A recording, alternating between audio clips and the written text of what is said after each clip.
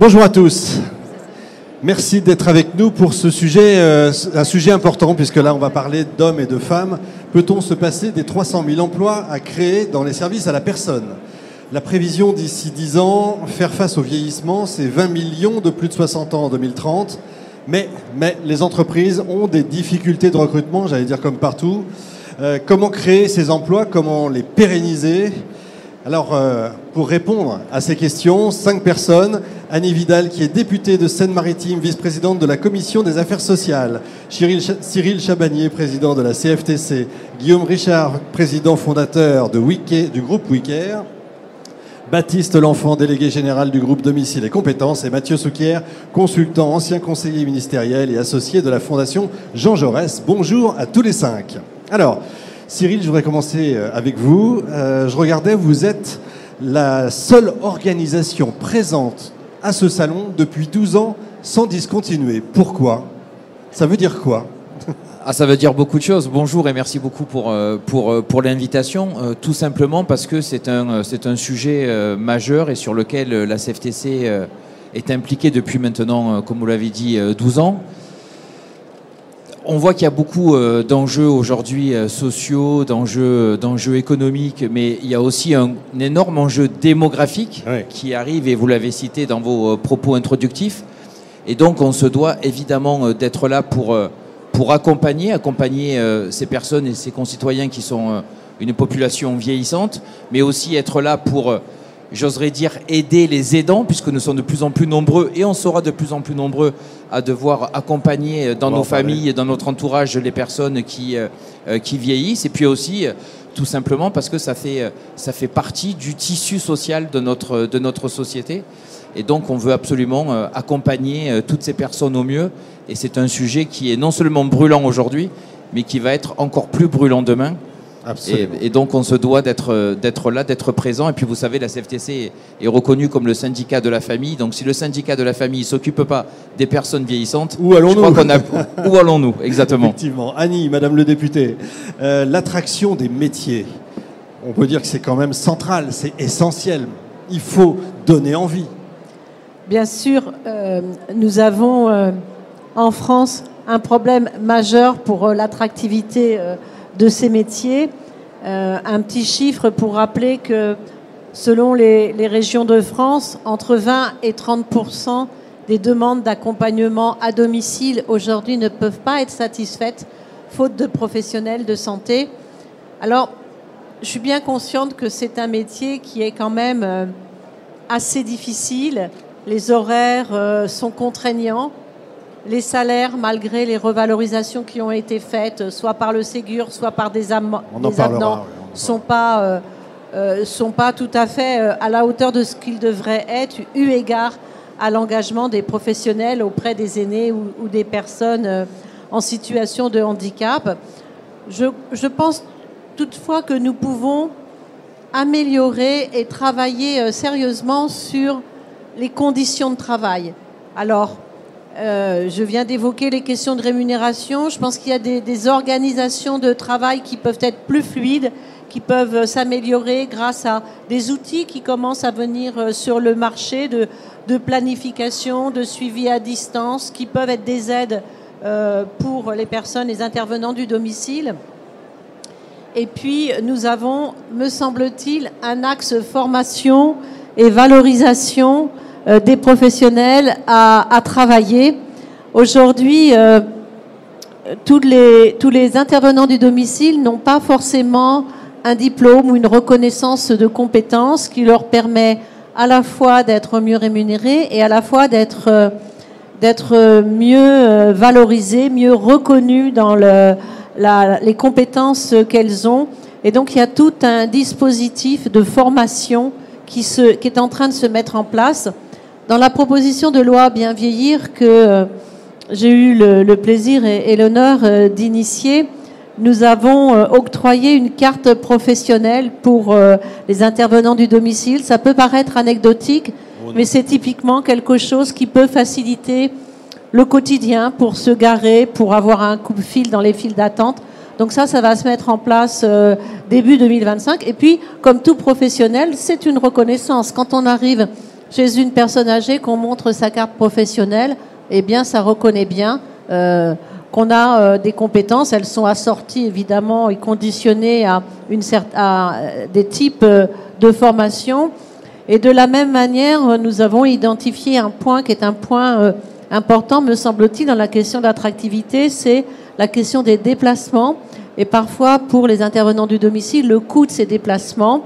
Donc, nous avons également, dans cette proposition de loi, ciblé des financements en direction des départements pour qu'ils soutiennent la mobilité sur les services à domicile. Typiquement, chez moi, en Seine-Maritime, le département commence à aider les services à domicile à acquérir des petits véhicules électriques sans permis de conduire, dont j'ai oublié le nom, excusez-moi.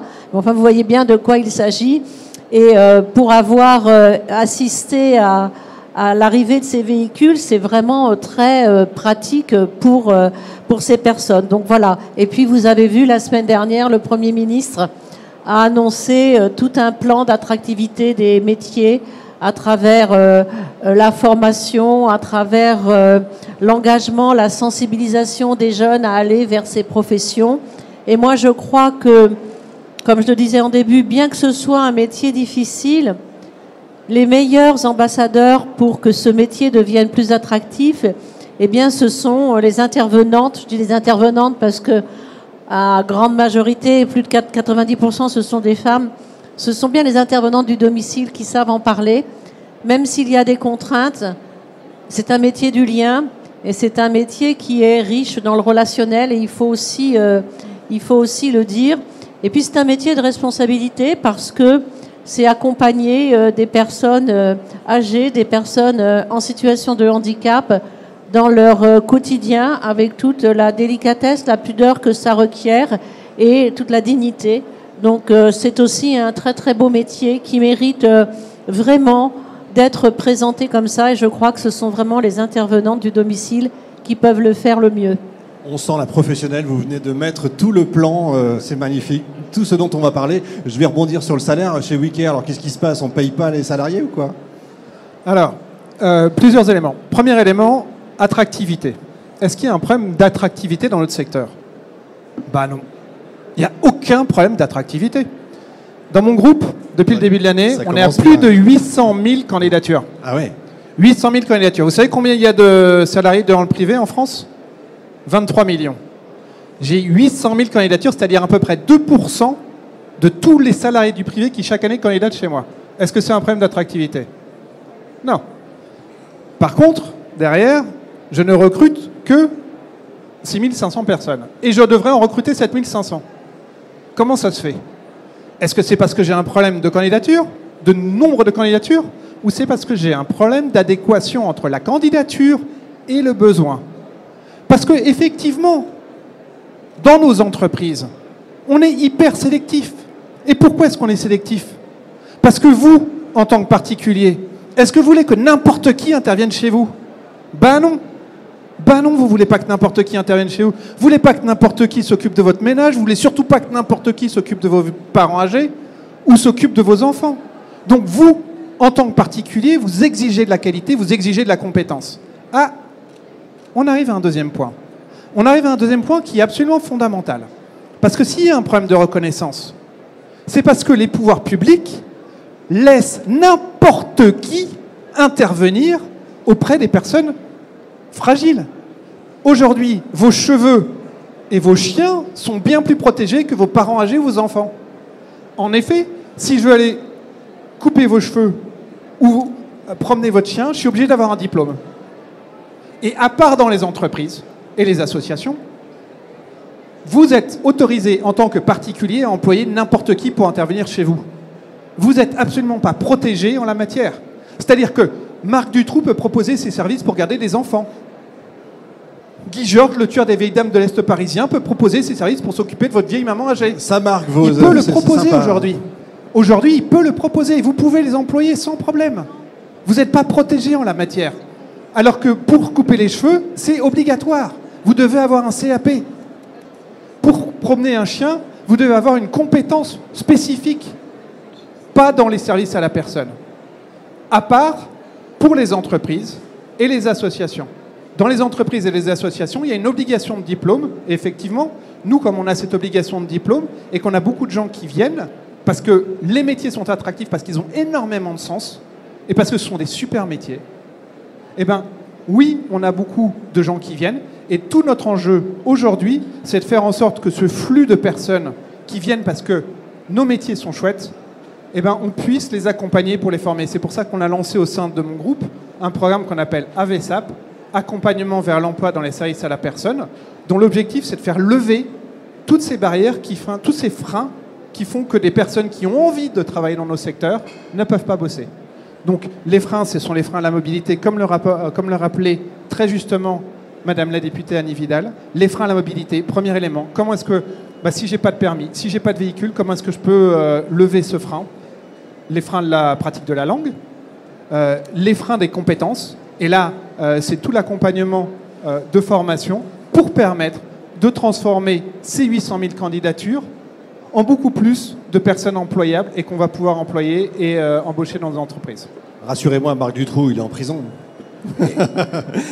Justement, Baptiste, on a parlé de formation. Bon, donc c'est essentiel. La formation, c'est essentiel. Oui, alors c'est non seulement essentiel et c'est pas un sujet nouveau en tout cas en ce qui nous concerne, puisque ça fait 30 ans que nous accompagnons la branche du secteur des particuliers employeurs et de l'emploi à domicile avec une conviction qui est restée intacte, c'est permettre de rendre visible l'invisible, permettre de faire reconnaître un certain nombre de savoir-faire, un certain nombre de compétences.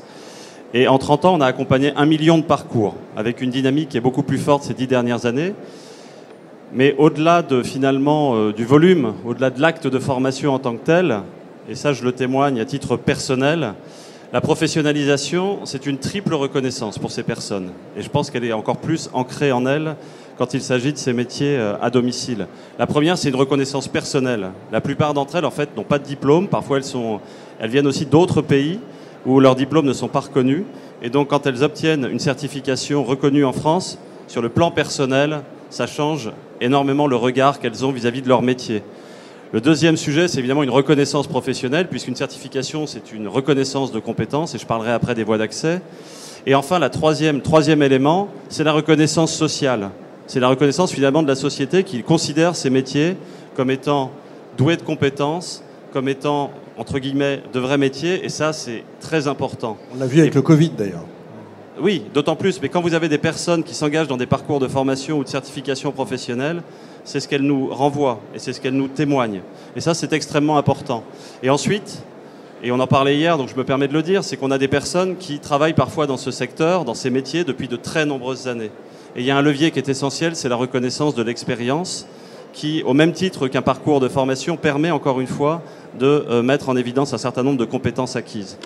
Et elles ont d'autant plus de compétences que la plupart du temps, elles travaillent pour plusieurs employeurs à la fois. C'est-à-dire répondre à plusieurs besoins de vie, répondre à des habitudes de vie différentes, prendre en compte aussi la situation du domicile de différentes personnes qui vont avoir, encore une fois, des habitudes de vie qui sont très différentes. Donc oui, la professionnalisation, c'est un levier majeur, c'est un pilier structurant pour l'attractivité et pour la reconnaissance aussi de ces métiers, pour pouvoir permettre à certaines personnes aussi d'y faire carrière. L'expérience, c'est bien, un diplôme, c'est mieux. C'est un peu ça, en fait. Oui, mais l'expérience sanctionnée par un diplôme, c'est tout à fait possible. C'est même très souhaitable, ouais. Et d'autant plus dans ces métiers-là. D'accord, effectivement. Annie, vous sembliez pas d'accord tout à l'heure sur le n'importe qui. Oui, parce que j'ai trouvé que le n'importe qui était un peu fort. Alors, sur la question, effectivement, des personnes qui travaillent, qui n'ont pas de diplôme, le fait d'octroyer une carte professionnelle sous condition de diplôme, de certification de compétences, qui peuvent être de la validation des acquis de compétences, justement, c'est bien une manière de professionnaliser la profession et de la reconnaître. Et puis, je pense que le n'importe qui s'adressait davantage à des personnes qui peuvent être condamnées pour différentes infractions, violences, etc. Et la proposition de loi Bien vieillir a introduit le fait qu'avant l'embauche, l'employeur, s'il le souhaite, peut consulter, alors qu'avant ça n'était pas possible, peut consulter le fichier des antécédents judiciaires, ce qui permet effectivement à domicile de ne pas recruter quelqu'un qui aurait été condamné pour violence, etc. Donc c'est quand même, on l'exige chez n'importe quel professionnel, on l'a fait pour protéger les personnes qui peuvent être vulnérables de par leur âge. Ça paraît important. Guillaume et Cyril juste après. Oui, alors ça éliminera les personnes qui ont plus de 2 ans, une condamnation de plus de 2 ans, mais ce n'est pas encore effectif. Et par ailleurs, ça sera possible. C'est-à-dire que on pourra continuer à embaucher qui on veut, en fait. Oui, on va peut-être pas rentrer voilà, trop dans le détail. On est encore dans le... Et alors que quelqu'un peut proposer ses services, pourra continuer à proposer ses services et pourra passer entre les gouttes. Mais voilà, et l'élément fondamental, c'est que trop souvent, en fait, on pense que pour intervenir dans notre secteur, il suffit d'avoir du savoir-être. Et on pense que parce qu'on aime le plus quelqu'un, on est le plus apte à l'aider. Oui, ça, Or, encore... entre aimer et aider, il n'y a peut-être qu'une lettre de différence, mais ça fait toute la différence. Parce que on pense tous, fondamentalement, que parce qu'on aime le plus nos enfants, parce qu'on aime le plus nos parents âgés, on est les plus adaptés pour les aider. Mais c'est pas suffisant. Et on est tous en plus encouragés par ça, par le film préféré des Français, qui est Intouchable. Dans Intouchable, il y a Omar Sy, il n'a jamais fait la moindre formation, qui devient le meilleur auxiliaire de vie ever pour François Cluzet, juste parce qu'il est sympa. Mais sympa, c'est pas un métier. Et nous, nos métiers, ils ont vraiment besoin de compétences professionnelles. Et je pense que tous autour de la table, on se rejoint sur cette nécessité absolue de compétences professionnelles. Parce que c'est pas parce que j'aime bien ma vieille mère âgée que je sais comment prévenir les escarres, que je sais comment la porter sans lui faire mal et sans me faire mal, que je sais comment réagir le jour où elle a une perte cognitive et qu'elle commence à partir dans un délire. Comment est-ce qu'on fait ça? Eh bien, si on n'a pas été formé, c'est pas parce qu'on l'aime qu'on saura réagir. Et donc, il y a un point qui est fondamental et qui contribue et qui va dans la reconnaissance, c'est que aimer n'est pas suffisant. Avoir le savoir-être n'est pas suffisant. C'est une base indispensable, mais ce n'est pas suffisant. Il faut, de façon impérative et nécessaire, avoir des compétences dans nos métiers. C'est très clair. Cyril, vous vouliez intervenir. Oui, deux, trois petits mots. Déjà pour dire que c'est pas suffisant d'aimer, mais c'est déjà pas mal d'aimer ce métier-là. C'est Il un faut début. déjà commencer par ça, parce que si on l'aime pas, vu parfois les conditions dans lesquelles on le réalise, si on l'aime pas, on trouve difficilement le sens à ce métier-là. Je voulais juste un petit peu relativiser vos propos. Il y a encore de l'attractivité dans ce métier parce que c'est un beau métier et c'est un métier qui donne du sens. Et on est de plus en plus dans une société où les personnes cherchent du sens à leur métier. Vrai, ouais. Et à travers ce métier-là, ils le trouvent et ça, c'est le côté positif. Après, s'il n'y a pas une énorme difficulté à embaucher, il y a parfois dans certaines structures, et c'est encore plus vrai pour le particulier employeur, pour fidéliser les personnes. Et donc, il y a quand même parfois un turnover qui est assez important. Et il faut en tenir compte que ce n'est pas forcément dur d'attirer, c'est beaucoup plus compliqué de conserver la personne. Ouais. Parce que des fois, on se heurte aussi aux réalités du métier.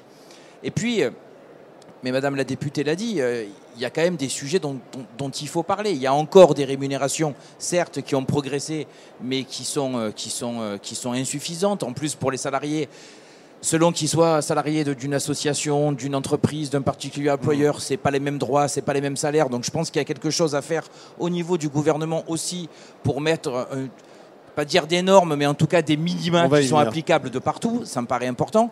Et juste pour terminer, et non pas pour noircir, mais pour dire qu'il y a des vrais sujets à traiter, c'est quand même un métier où le stress est important. C'est un métier dans lequel les RPS se développent parfois un petit peu plus qu'ailleurs. Les RPS, les risques psychosociaux, excusez-moi. C'est le problème de trop souvent en parler. Ouais. Et puis, il y a un vrai sujet sur l'inaptitude, parce que c'est, encore une fois, je suis d'accord, c'est pas tout le monde qui peut faire ce métier-là. Il faut savoir soulever quelqu'un, le porter sans lui faire mal et sans se faire mal. Mais c'est encore un métier où l'inaptitude est un vrai sujet. Et d'ailleurs, demain, il y a une table ronde sur ce sujet-là, qui est un sujet particulier pour les différentes personnes. Alors oui, c'est un métier difficile. Moi, j'irai un peu plus loin que Madame la députée. C'est un métier où il y a de la pénibilité. Et ça tombe bien parce que les organisations syndicales ont reçu un courrier hier pour discuter de ce sujet dans les semaines à venir. Bon, on en reparlera. C'est bizarre parce que quand on quand on est de l'extérieur, on se dit, mais un petit peu comme ce que vous disiez, Guillaume, mais il n'y a pas de problème en fait. Et peut-être que, à la limite, on pourrait s'en passer de ces 300 000 emplois. Mathieu. On pourrait s'en passer. Enfin, alors, je rebondis sur ce que disent mes voisins de plateau. Pourquoi on se pose ces questions et pourquoi c'est si compliqué d'y répondre? Parce qu'on est à la croisée de choses intimes et de choses qui relèvent du champ professionnel. Et donc, évidemment, on est face à des sujets sensibles. Pourquoi se pose-t-on ces questions-là et pourquoi est-on confronté à ces difficultés-là? Parce que, comme souvent, la société est faite de contradictions. Nous sommes les uns et les autres faits d'aspirations contradictoires. Et donc, nous avons collectivement délégué l'entretien de notre intérieur. Pourquoi parle-t-on d'aide à domicile? Parce que nous avons délégué l'entretien de notre intérieur, de notre foyer, de notre maison, l'accompagnement de nos vieux parents et la garde et l'éducation de nos jeunes enfants à autrui. C'est-à-dire que nous avons délégué à autrui ce qui, normalement, est constitutif de nous-mêmes et même est en réalité ce que nous avons de plus cher. Alors, on ne l'a pas fait parce qu'on est devenu fou. On ne s'est pas éloigné de ce qui est de plus important pour nous parce qu'on ne savait pas quoi faire d'autre. Parce qu'il y a eu une féminisation du monde du travail et il y a par ailleurs un vieillissement de la société. La féminisation du monde du travail, parce qu'évidemment, avant, les femmes s'occupaient de tout ça, sans la moindre reconnaissance d'ailleurs en général. Les femmes s'occupaient de tout ça. Les femmes ont investi le monde du travail. Et c'est un progrès sociétal majeur. Sujet dangereux, hein, attention. Ça pose par ailleurs des difficultés dans l'organisation de nos vies, mais c'est un progrès sociétal majeur que d'avoir constaté la féminisation du monde du travail. Et c'est un progrès médical majeur que d'avoir réussi à créer les conditions d'un vieillissement de la société et d'un vieillissement en bonne santé.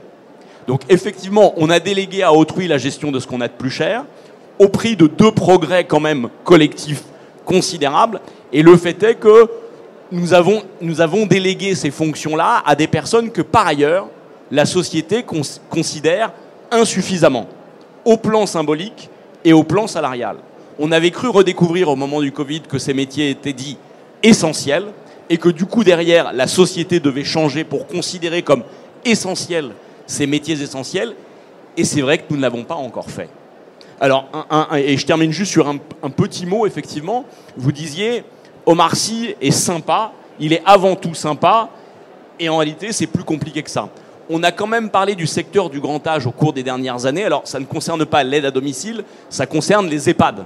Mais on a quand même parlé du secteur du grand âge à travers les différents scandales qu'on a constatés dans les EHPAD en évoquant des questions de maltraitance.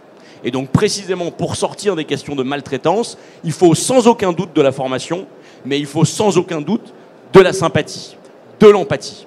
Et donc, précisément, nous réussirons à relever ces défis-là si nous arrivons à conjuguer ces deux choses, c'est-à-dire la formation, les aspects professionnels, et revoir aussi notre rapport au monde, et du coup, considérer autrement l'empathie que nous pouvons avoir les uns vis-à-vis des autres. On est d'accord que vous ne prônez pas que les femmes reviennent à la maison? Non, je crois avoir dit que la féminisation du monde du travail était un progrès sociétal majeur. Je préfère quand même le souligner, Guillaume. Oui, pourquoi est-ce qu'on a délégué? À la fois pour cette raison, mais aussi parce qu'on cherche à offrir le meilleur pour nos enfants et pour nos parents. Et donc, nous, on peut leur offrir l'affectif, l'amour, mais le côté professionnalisant, le côté professionnel, eh ben, il est apporté par des professionnels. Et c'est là aussi où il y a tout un intérêt, c'est que de la même façon qu'on peut essayer d'apprendre plein de choses à nos enfants, et qu'on apprend d'ailleurs plein de choses à nos enfants, mais que les professeurs sont mieux placés pour leur apprendre les maths, le français, l'histoire, etc., qu'un coiffeur est mieux placé pour les coiffer, et bien aussi des professionnels de nos métiers apportent un vrai plus dans l'accompagnement des jeunes enfants et dans la gestion du domicile et dans l'accompagnement des personnes âgées. Et sur les éléments de valorisation, est-ce que vous pensez que ça me fait plaisir, en tant que chef d'entreprise, de payer l'essentiel de mes collaborateurs intervenants aux alentours du SMIC? Est-ce que c'est pour m'en mettre plein les poches? Non, parce qu'en fait, on a des marges rikiki. Et pourquoi est-ce qu'on a des marges rikiki? Et pourquoi est-ce qu'on a la capacité uniquement de payer des salaires qui sont aux alentours du SMIC? Mais parce que vous, nous, tous, la société, en tant que telle, ne sommes pas prêts à payer plus. Et donc, si j'augmente mes tarifs, qu'est-ce qui se passe? Les gens, ils passent au noir. Aujourd'hui, de façon collective, on a décidé que d'être footballeur pouvait rapporter jusqu'à 70 millions d'euros par an à un Kylian Mbappé. Et on l'a décidé collectivement. Alors, si on votait, on ne dirait pas ça. Mais collectivement, on est prêt à payer 10, 15 euros, 20 euros tous les mois pour payer Canal+, pour payer Netflix, pour payer Uber, machin, etc. Et pour, derrière, donner ses salaires à ces footballeurs. Et collectivement, est-ce qu'on est prêt à payer 40, 45, 50 euros une heure de prestation à domicile?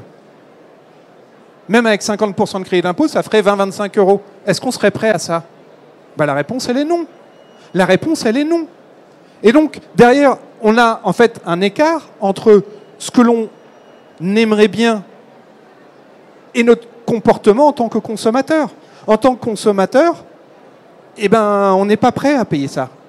Et donc, là, il y a un écart qui fait que derrière nous, on n'a pas d'autre choix, parce que si on augmente nos tarifs pour payer bien davantage nos intervenants, on ne peut plus avoir de clients et donc on perd les emplois.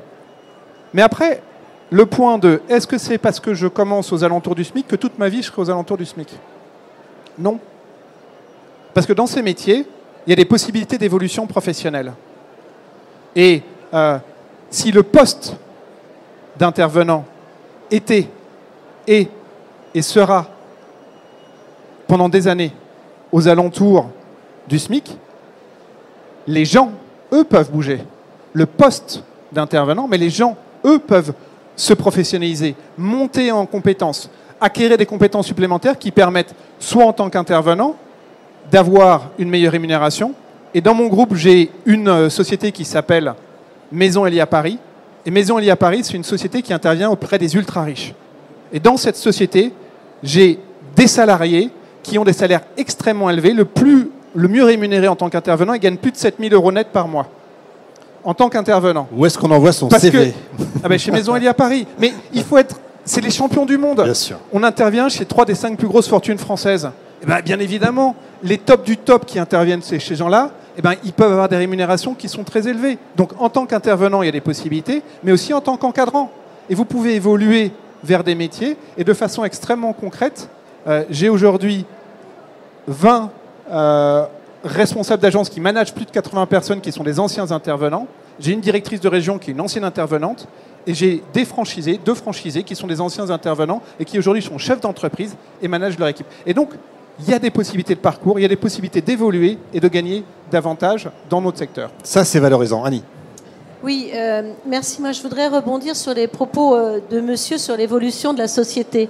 Parce qu'effectivement, la féminisation du travail, et j'en suis la première à la soutenir et à en être ravie, et les évolutions démographiques nous conduisent à la situation qui est la nôtre aujourd'hui. Et par ailleurs, je voudrais ajouter à cela qu'aujourd'hui, les familles aussi ont changé et on n'a plus des familles qui sont concentrées sur un même secteur. Les familles sont éclatées, les enfants sont souvent dans des villes éloignées, voire dans des pays éloignés, ce qui fait qu'on a aussi cette dimension d'isolement des personnes âgées qui, par ailleurs, et c'est tant mieux, on parle de la transition démographique, on parle des personnes, du vieillissement de la population, et à travers ce vieillissement, on voit une évolution considérable des 75 ans, 85 ans, 90 ans, des plus âgés, et qui souhaitent vieillir chez eux, et c'est bien normal. Et si on veut accompagner ce choix, eh bien on voit aussi qu'il y a une évolution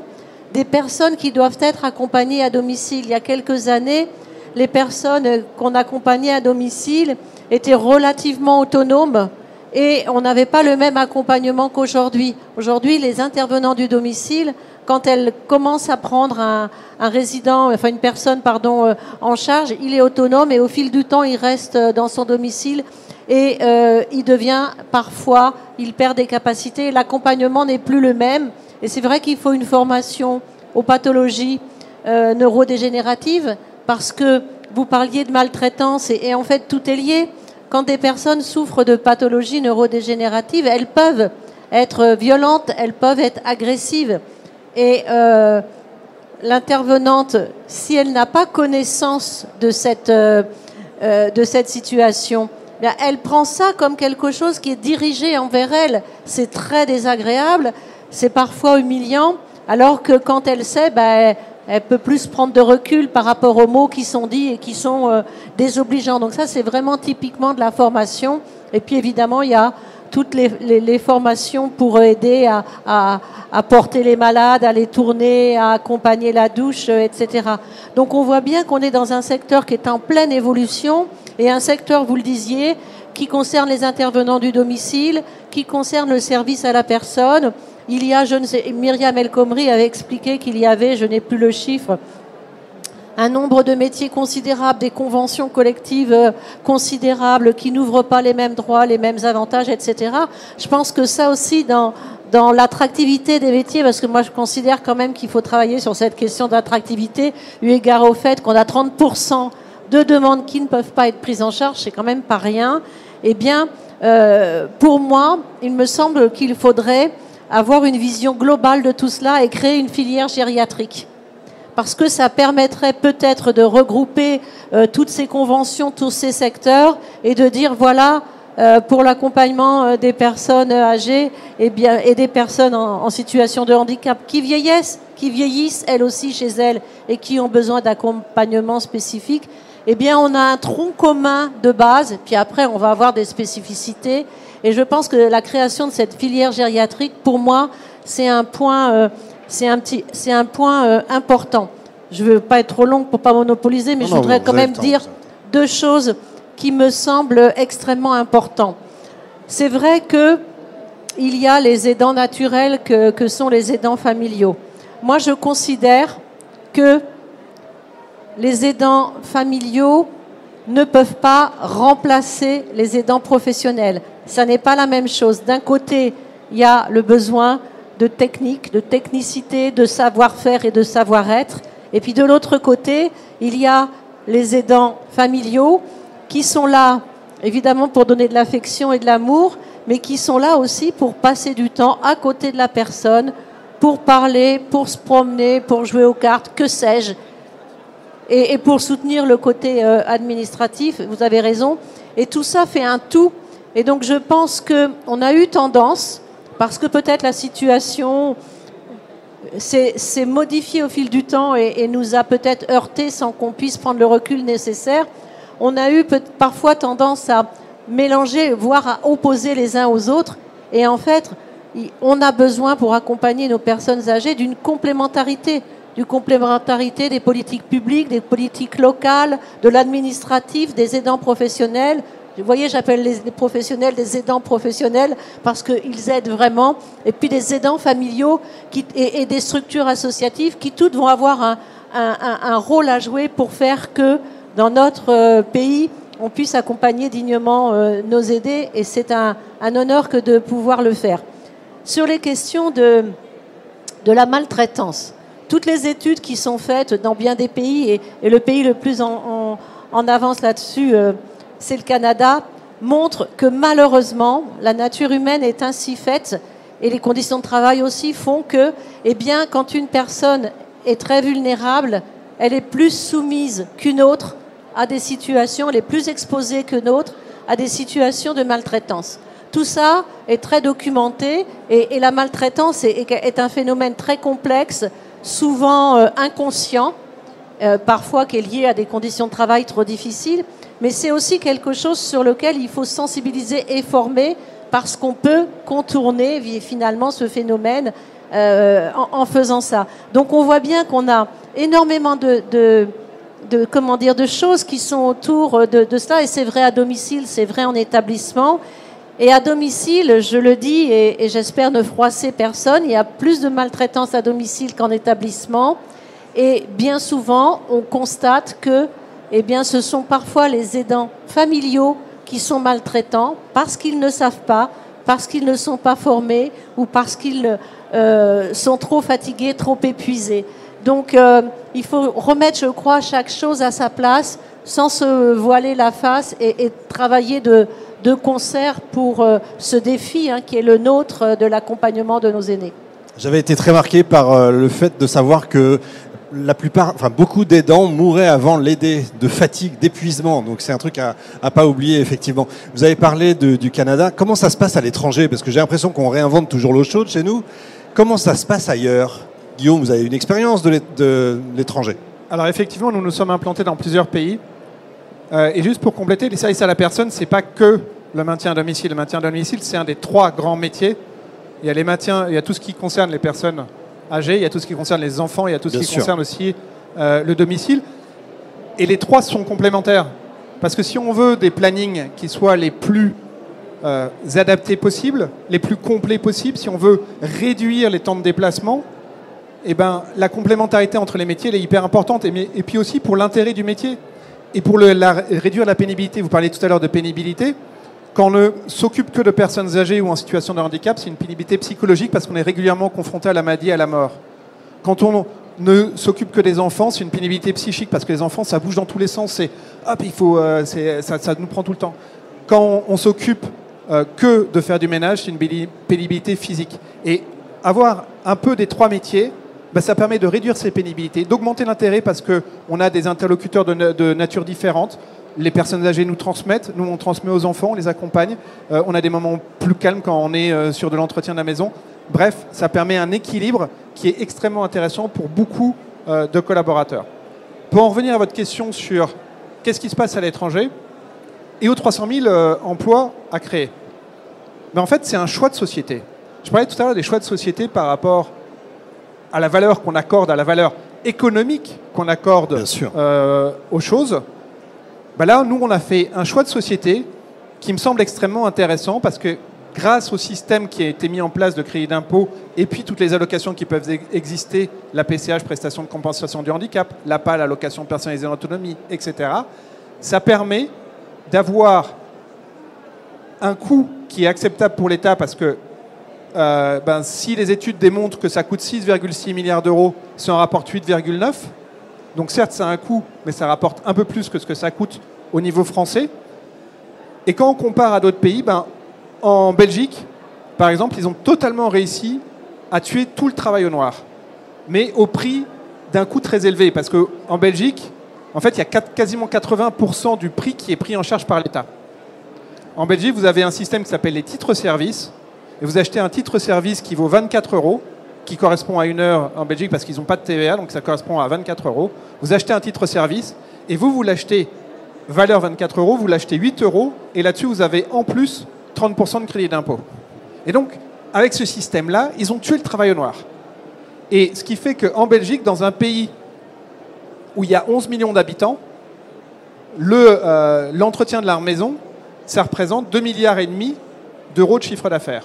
En France, c'est 6,5 milliards pour un pays de 70 millions d'habitants. Et alors, vous avez, à l'inverse, les pays du Sud. Et moi, je suis très présent en Espagne et on est ultra leader en Espagne. Ah, voilà. Avec une entreprise qui fait 14 millions d'euros. Parce que la totalité du marché déclaré en Espagne, c'est une 60aine de millions d'euros. Et donc, ça dépend du choix qu'on fait de société. 60 millions d'euros pour 40 millions d'habitants. Et donc, tout dépend du choix de société qu'on fait. Est-ce qu'on veut une société qui donne des droits sociaux et avec du travail déclaré et avec un équilibre? Et en France, c'est ce que l'on a, même s'il reste encore beaucoup trop de travail au noir ou de travail gris, c'est-à-dire à moitié déclaré, à moitié pas déclaré. Malgré tout, il en reste encore beaucoup. Et il augmente. Et beaucoup trop. Ou est-ce qu'on veut une société où ce travail se fait de façon non déclarée, ce qui est le cas dans les pays du sud de l'Europe, ou une société dans laquelle l'État investit très lourdement et pour le coup n'est pas équilibré au niveau de ses finances publiques, comme ça se passe dans les pays du nord de l'Europe, en Belgique et dans les pays plus au nord. Et donc, voilà, et là, il y a toute une question qui est un choix de société, Quelle société est-ce que l'on veut? Est-ce que l'on veut une société qui soit plus inclusive? En Italie, par exemple, ils ont un système qu'ils appellent les badenti.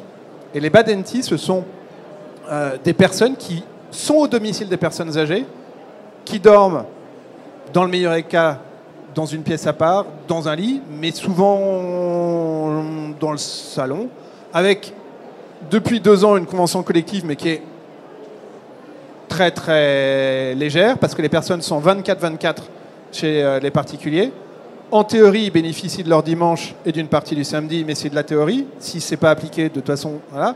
Et de toute façon, tout le monde s'en fiche un peu parce que c'est à 97% des salariés étrangers. Et donc les Italiens, ils disent c'est pas grave. Ça donne du boulot à des étrangers, c'est pas grave. Vu de France, c'est un peu choquant, pour pas dire hyper choquant. Oui, on a aboli l'esclavage il y a quelques temps. C'est ça. Donc en fait, vu de France, c'est très très choquant, mais c'est leur système. Et donc en fait, tout ça, ce sont des questions de choix de société. Et là-dessus, moi, je suis hyper fier d'être français parce que je pense qu'on a un bon système qui permet à la fois de la professionnalisation, des droits sociaux, de l'acquisition de droits pour nos collaborateurs et de faire des services qui sont à un prix compétitif par rapport au travail au noir, même s'il y a encore des travails au noir. On est 10 à 15% plus cher que le travail au noir, mais compte tenu de toutes les garanties, on arrive à se battre, on arrive à faire des choses intéressantes. Mathieu. Oui, ce que dit Guillaume Richard m'inspire effectivement quelques réflexions. Moi, je ne suis pas un spécialiste de l'aide à domicile, mais je connais un peu le monde du travail et le marché du travail. J'ai été effectivement conseiller ministériel quand Myriam El Khomri était ministre, et y compris sur les comparaisons internationales en matière de chômage, on dit souvent des énormités parce que les situations ne sont pas comparables. En l'espèce, s'agissant du vieillissement ou du secteur du grand âge ou de l'aide à domicile, les comparaisons internationales ont un intérêt, mais elles ont leurs limites parce que, encore une fois, les structures démographiques ne sont pas les mêmes. Le vieillissement n'atteint pas la même intensité dans tous les pays. Le vieillissement au Japon ou le vieillissement en Allemagne, c'est encore plus compliqué à traiter que le vieillissement même chez nous. Il y a ensuite un rapport à la famille qui bien souvent est lié à des considérations religieuses. Donc les pays catholiques et les pays protestants ne gèrent pas la chose de la même façon. Il y a plein de choses qui diffèrent. Ce qui ne diffère pas, et ce qui nous ramène à la complexité du sujet, penser les problématiques RH dont on parle aujourd'hui est d'autant plus compliqué que nous intégrons ça, nous pensons cela au milieu de mutations du monde du travail qui sont sans précédent et qui précisément en fait concernent tous les pays développés. On a déjà connu des mutations ou des grandes révolutions même dans le monde du travail par le passé, mais jamais autant cumulé, aussi rapide et aussi intense. Parce que pour la première fois en fait, on cumule 3 révolutions en une. La révolution numérique, première chose.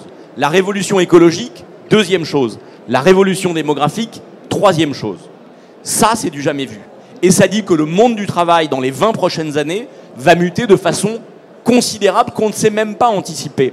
Parce que quand j'étais au ministère du Travail, il y a déjà 7-8 ans, on disait un jeune qui entre aujourd'hui sur le marché du travail va changer 10 fois de situation professionnelle, 10 fois en une carrière.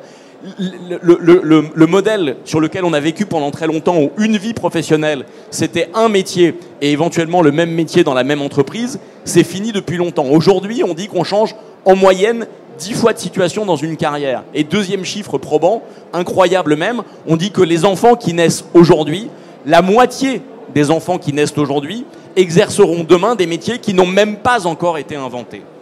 Donc le monde du travail demain sera radicalement différent de celui d'aujourd'hui. Et donc comment se projeter et donc même comment créer des filières, des parcours au milieu de tout ça. Un dernier point, la force du secteur de l'aide à domicile et du grand âge, c'est comme vous le disiez, Monsieur Chabagnier tout à l'heure, la révolution du sens. Il y a une donnée nouvelle dans le monde du travail, c'est aussi la révolution du sens. Avant, on exigeait de son travail un revenu économique et un statut social. Aujourd'hui, on veut encore évidemment un revenu et un statut, mais on veut en plus que ce travail donne du sens à notre vie.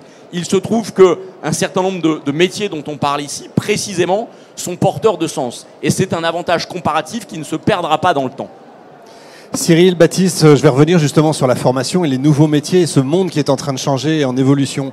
Les métiers changent, les formations doivent changer. On a l'IA, bien sûr, tout le monde en parle, mais la robotique, les exosquelettes, la qualité de vie au travail va changer pour ces personnes-là. Est-ce qu'elles vont être formées? Est-ce qu'aujourd'hui elles sont formées, par exemple, avec un smartphone, alors qu'avant elles avaient un cahier pour noter des petites choses? Tout ça change, tout ça évolue.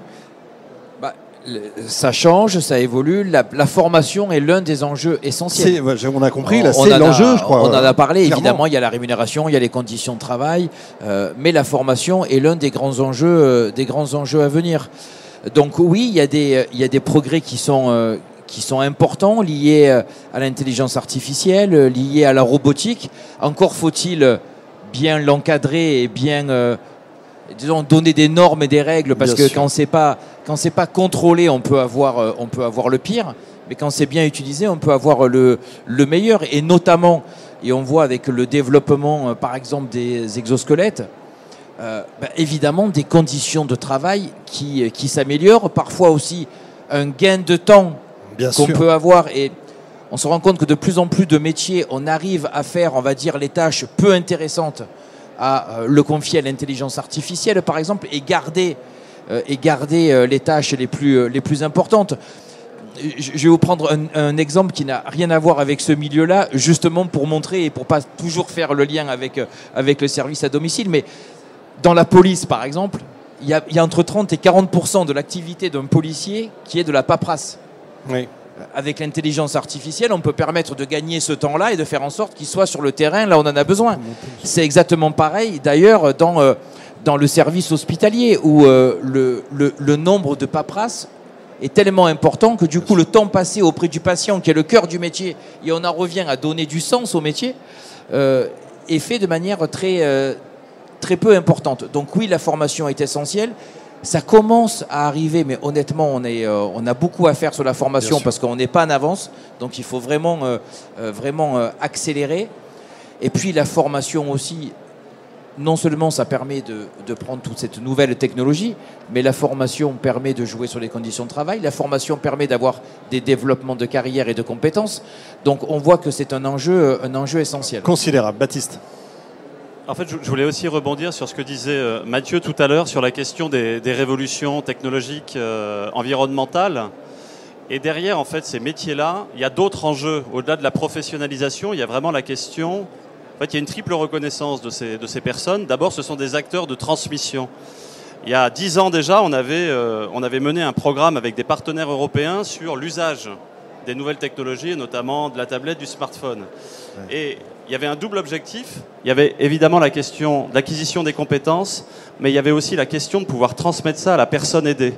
Et le lien de confiance qu'il y a entre l'assistant de vie, je vais prendre cet exemple-là, puisque c'était ce métier-là qui était visé, et la personne aidée, a permis à la personne, en fait, quelque part, de franchir certaines barrières. Elle n'était pas très à l'aise avec les nouvelles technos, et du fait de la confiance qu'elle avait en la personne, ça lui a permis, finalement, quelque part, de recréer du lien social avec un certain nombre de personnes de son entourage. Et donc, de la même manière, sur l'IA, tout ça va permettre, en fait, d'avoir des acteurs de transmission. C'est la même chose sur ce qu'on appelle parfois les compétences vertes, la capacité, finalement, à faire rentrer des nouveaux produits à l'intérieur du domicile, notamment d'un point de vue ménager, et de pouvoir aussi transmettre ça à la personne que l'on accompagne et pour les familles. Donc ça, c'est le premier point, acteur de transmission. Le deuxième sujet, et ça va aussi, où ça met en perspective le métier d'assistant de vie, c'est que ce sont des acteurs de coordination. Les assistants de vie prennent une place beaucoup plus importante aujourd'hui dans la chaîne du parcours de soins, dans l'organisation parfois des plannings des professions médicales qui viennent à domicile, puisque le domicile est très largement réinvesti par la question de la santé. Bien sûr. Et donc l'assistant de vie prend une place très importante. Et enfin, et on parlait de choix de société, dans beaucoup de cas, et notamment dans des régions plus reculées, la personne qui vient à domicile est pratiquement le seul lien social que peut avoir la personne aidée. Et là, on parle effectivement parfois d'IA, on parle de robots, on parle effectivement d'une transformation profonde. Certes, les métiers vont évoluer, mais moi, je crois profondément à l'irréductibilité de la relation humaine. C'est-à-dire qu'à un moment donné, le robot ne remplacera jamais la personne. Il transformera les métiers, les compétences. Il y a un certain nombre de tâches ou d'opérations très fatigantes qui pourront être prises en charge par encore une fois les nouvelles technos, mais il y a cette dimension-là. Et c'est pour ça que je pense qu'on ne peut pas se passer, moi, tout simplement de ces métiers-là, au-delà du panorama qui a été dressé sur l'évolution de la société. Guillaume, la robotique, vous y pensez, vous regardez, j'imagine ? Bien évidemment, hein, d'autant plus qu'il y a des progrès sur des robots humanoïdes qui sont absolument hallucinants. Je ne sais pas si vous avez vu ce que Tesla a sorti, mais il n'y a pas que Tesla qui fait des robots humanoïdes qui sont absolument... DeepMind vient de sortir, effectivement, c'était là. Une des nouvelles du jour, ils viennent de sortir des robots qui sont capables de faire de la cuisine, et qui sont capables, des robots chiens qui sont capables d'ouvrir des portes et qui, une fois qu'ils l'ont appris une fois, le répètent à l'infini. Enfin bref, donc effectivement, il y aura des évolutions technologiques majeures, mais c'est exactement ce qui était dit, c'est que ces évolutions technologiques, elles vont permettre d'apporter des aides techniques. Évidemment. Mais l'affectif, le lien social, et c'est pour ça que nous, on travaille énormément à travers, alors, dans la partie personnes âgées, mais on travaille aussi sur les enfants et sur l'entretien du domicile de la même façon, avec des labs. En fait, on travaille là-dessus, et on a un lab qui travaille sur quels sont les éléments pour mieux vieillir. Parce que, WeCare, on est mieux grandir, mieux vivre, mieux vieillir. Comment est-ce qu'on fait pour mieux vieillir ? Parce que c'est pas tout de rajouter des années à la vie, il faut aussi rajouter de la vie aux années. Faire en sorte que les années qu'on a à vivre soient les plus belles possibles. Et comment est-ce qu'on fait pour rester en bonne santé et bien vieillir? Eh bien, il y a des éléments qui ont trait aux gérontechnologies, il y a des éléments qui ont trait à l'alimentation, il y a des éléments qui ont trait aux activités qu'on développe et aux relations sociales et personnelles et affectives. Et les relations sociales, personnelles et affectives sont un des éléments majeurs sur pourquoi est-ce que la vie est belle, pourquoi est-ce que j'ai intérêt de continuer à vivre. Et dans les éléments, dans les petits tips que j'ai envie de vous partager, qui sont des choses personnelles. Il reste 1 minute 30. Vous avez très certainement déjà entendu, ou même dit autour de vous, entendu ou dit vous-même à une personne âgée, laisse, je vais faire pour toi, je m'en occupe. Et quand vous avez fait ça, c'était par amour bien sûr que vous avez fait ça, c'était par préoccupation de la personne que vous avez fait ça. Mais en réalité, quand vous faites ça, vous la mettez de côté. Et quand vous la mettez de côté, vous lui dites involontairement, t'es plus utile. Et c'est drôle parce qu'on ne le fait pas à un enfant, ça, justement. Non, non, et donc en fait, il faut beaucoup plus inclure et faire ensemble avec les personnes. Et dire, c'est pas parce que tu ne peux plus tout faire, parce que physiquement, tu n'es plus capable de tout faire, que tu ne peux plus rien faire. Et donc, il faut inclure au maximum, continuer à faire ensemble, stimuler. Et ne pas dire, mamie, reste assise, on va s'en occuper, repose-toi, mais dire, mamie, viens, on va faire ensemble. J'ai une toute dernière question. 98% des personnes interrogées veulent vieillir à domicile. Quid des 2%? Ils veulent vieillir où, ces gens-là? Je pense qu'il y a des personnes, pour en avoir entendu, qui veulent aller dans un établissement parce qu'elles sont seules essentiellement. Et que vieillir à domicile quand on est... ou alors parce qu'elles sont très peu autonomes, mais c'est surtout la solitude. Et il y a des personnes qui disent on voudrait bien aller dans un établissement parce qu'on va se faire des amis, on va avoir une vie sociale. Et je crois que ce qui est extrêmement important pour toute personne qui vieillit, c'est la vie sociale, la vie affective. Je reviens à la PPL bien vieillir, mais le fait d'avoir rehaussé au niveau de la loi le droit de visite, mais surtout le fait de rehausser au niveau de la loi le droit à une vie sociale et familiale.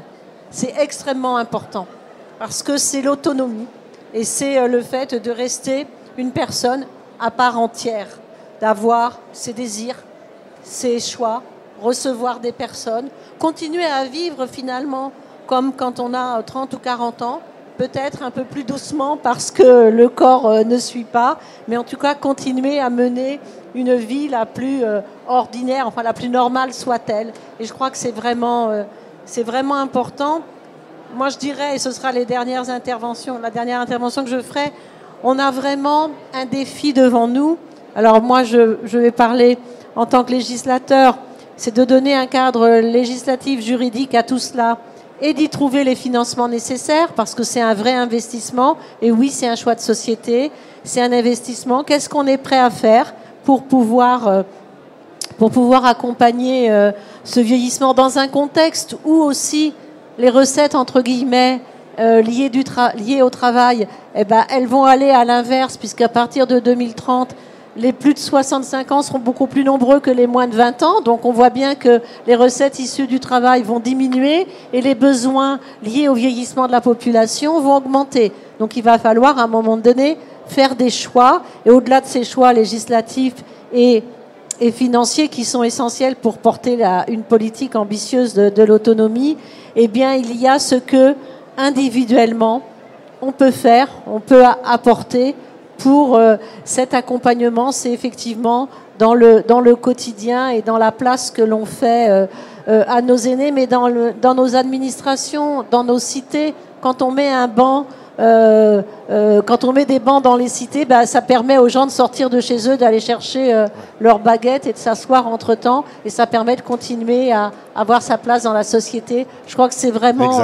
tout le monde peut contribuer à cela. Excusez-moi d'avoir été longue. Non, Cyril, il reste 30 secondes à peine. Oui, ça va être en 30 secondes. Il y a deux sujets qui sont aussi importants et qui ne sont pas évidents à traiter. Quand on disait de bien vieillir et de pouvoir finir le mieux possible sa vie, on a quand même un peu une dichotomie entre le fait que lorsqu'on interroge les personnes âgées, la première préoccupation c'est je veux rester chez moi parce que j'ai passé 30, 40 ans, 50 ans et le chez moi il est hyper important, c'est tous les repères. Et la deuxième chose c'est pas seul. Bien sûr. Sauf que le chez moi et pas seul, c'est pas facile à gérer. C'est pas simple. C'est pas simple parce que Exactement. souvent si on veut pas être seul c'est la famille qui récupère, mais il faut aller aller vivre avec la famille, voilà. Donc c'est toute cette complexité. Et la deuxième chose, c'était sur le financement. Un des gros enjeux, c'est le financement de l'autonomie. Et il va falloir au bout d'un moment qu'on accepte tous, y compris relativement jeunes, de donner une participation comme on donne pour une mutuelle ou pour de la prévoyance, mais participer pour préparer cette autonomie qui nous arrivera bien plus tard. Et je crois qu'on est de plus en plus près quand même, parce qu'on a de plus en plus de personnes qui voient au quotidien, dans leur entourage, que ça n'arrive pas qu'aux autres, et de plus en plus d'aidants. Donc je crois que les gens sont prêts à donner quelque chose pour cette partie-là. Je pense qu'on peut les applaudir très fort. Vous êtes formidables tous les 5. Sans langue de bois, c'est rare. Bravo. Merci.